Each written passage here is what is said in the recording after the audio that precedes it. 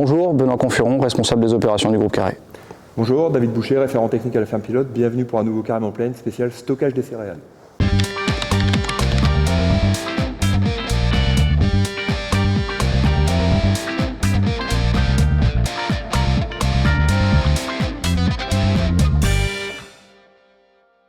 Alors, pourquoi parler du stockage des céréales dans un carême en plaine? C'est vrai que ça paraît un petit peu anachronique, mais il faut savoir qu'aujourd'hui, au niveau mondial, 5 à 10% des récoltes sont perdues après récolte. Ça, c'est un chiffre de la FAO. Pourquoi? Parce que c'est lié à des problèmes de stockage des céréales. Donc c'est très important. À titre d'exemple, en Afrique, chaque année, on perd près de 3 milliards d'euros de récoltes à cause de problèmes de stockage.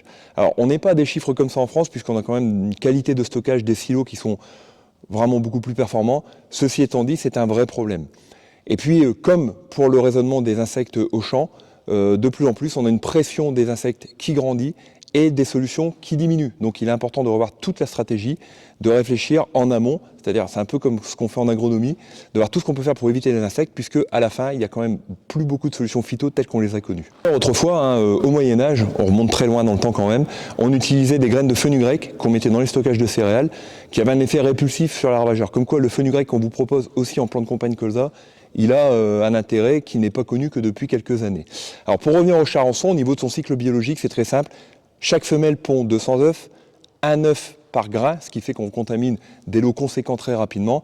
Et puis en une dizaine de jours, les larves éclosent, font leur mue larvaire, leurs 4 stades au sein du grain, et puis ils viennent à l'état adulte au bout d'à peu près 6 à 8 semaines.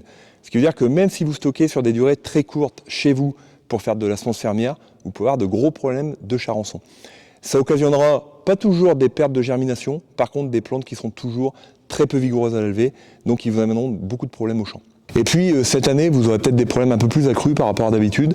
Pourquoi? Deux raisons principales. On a récolté du grain plus humide que d'habitude, et ça, l'humidité, ça plaît au charançon, et puis avec plus d'impuretés.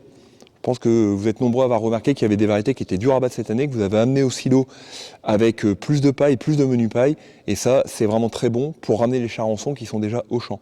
Mais il n'y a pas que les charançons du champ que vous ramenez chez vous, il y a aussi les charançons qui étaient déjà dans vos murs, c'est ce dont Benoît va vous parler après. Je vous accueille aujourd'hui sur le site de Gouissou-Bellonne, site sur lequel le groupe Carré stocke 14 000 tonnes de céréales, des orges de brasserie, des escourgeons et du blé. Post-moisson, après 6 mois de stockage, je vous propose de réaliser un point technique. Allez-y, suivez-moi. Première question qu'on peut se poser en ce moment, on a des températures extérieures qui sont froides, du gel.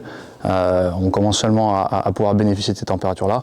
Et la question technique, c'est dois-je ventiler mes céréales? À cette question, il n'y a pas de bonne ou de mauvaise réponse. Le premier état, c'est de connaître la situation sanitaire des céréales et à savoir sa température. C'est grâce à des sondes de température qu'on va pouvoir prendre décision sur des actions de ventilation. Prenons un exemple, des températures vont ventiler avec un écart de température supérieur à 12 degrés entre l'air ambiant et le grain, pourrait nous amener dans des situations de germination, de développement d'humidité au sein du grain, et ce ne serait pas une bonne décision. Inversement, mener une action de ventilation dans un laps de nombre de degrés trop faible viendrait à consommer du courant pour une action qui est moindre et aucun bénéfice sur les céréales. La deuxième question qu'on pourrait se poser, c'est mon stockage est-il sain?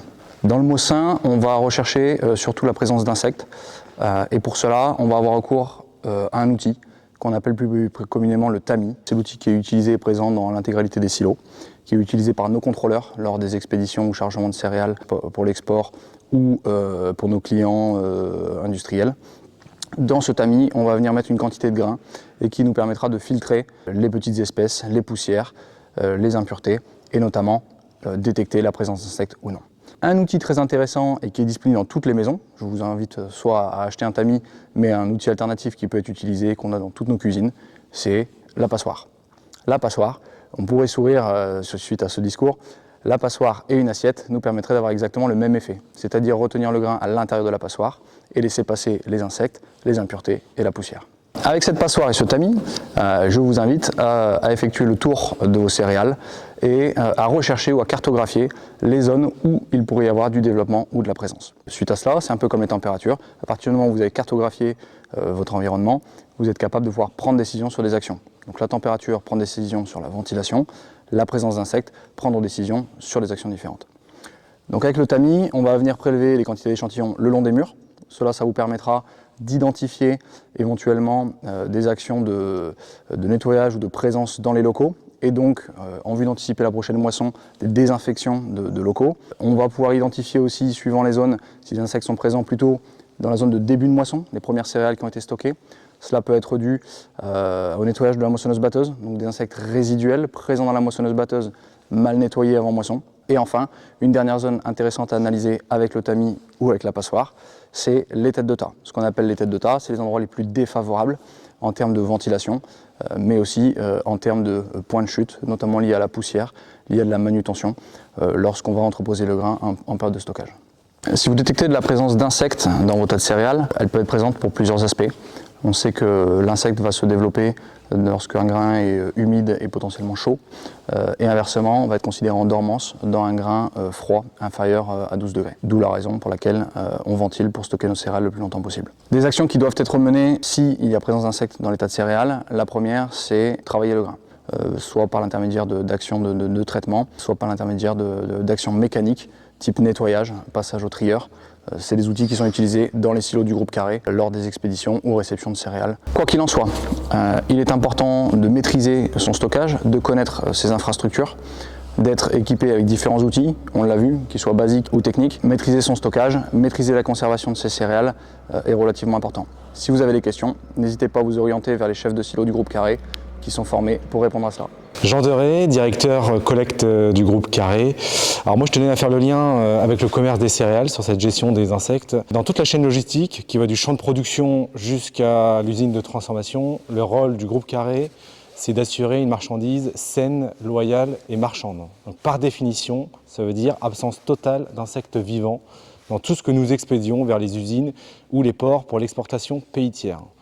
Alors il faut savoir que l'exigence de nos clients elle est de plus en plus forte, notamment sur la gestion des matières actives. Et on s'oriente même vers du sans insecticide de stockage sur certains débouchés comme la meunerie. Alors il y a un gros enjeu financier sur la gestion des insectes. Il y a quand même une hausse du coût de produits de désinsectisation. Il y a un besoin de triage mécanique de plus en plus important.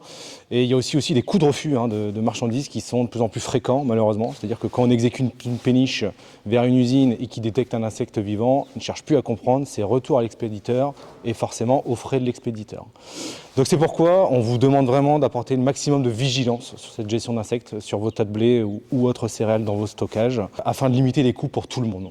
Eh bien, merci Benoît pour ces explications sur un sujet technique dont on ne parle pas assez. J'espère avoir répondu efficacement à certaines interrogations du moment. Si jamais vous avez besoin, n'hésitez pas à vous tourner vers nos experts chefs de silo du groupe Carré qui sauront répondre à certaines questions techniques sans ambiguïté, j'en suis certain. À bientôt pour un Carrément Plaine.